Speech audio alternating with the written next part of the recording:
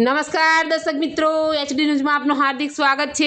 હું છું આપની સાથે આરડી વાઘેલા। જોઈએ આજના મુખ્ય સમાચાર।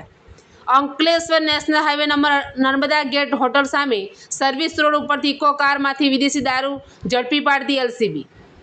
અંકલેશ્વર પાસેના નેશનલ હાઈવે નંબર 48 પર નર્મદા ગેટ હોટલ સામે સર્વિસ રોડ પરથી ભરૂચ એલસીબીની ટીમે ઇકો કારમાંથી રૂપિયા 2.53 લાખનો વિદેશી દારૂનો જથ્થો ઝડપી પાડી કાર ચાલકને વોન્ટેડ જાહેર કરી કુલ રૂપિયા 4.53 લાખનો મુદ્દામાલ જપ્ત કરી વધુ તપાસ હાથ ધરી છે।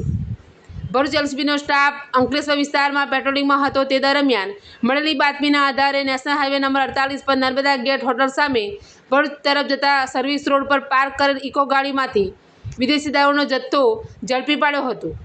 એલસીબીની ટીમે ઇકો ગાડીમાંથી રૂપિયા 2,53,000નો વિદેશી દારૂનો જથ્થો અને 2 લાખની ઇકો ગાડી મળી કુલ રૂપિયા 4,53,000નો મુદ્દામાલ જપ્ત કરી ઇકો ચાલકને વોન્ટેડ જાહેર કરી તેની વિરુદ્ધ અંકલેશ્વર બી ડિવિઝન પોલીસ મથકમાં ફરિયાદ દાખલ કરાવી હતી। એચડી ન્યૂઝ સાથે રિપોર્ટ જયેશ પ્રજાપતિ, અંકલેશ્વર।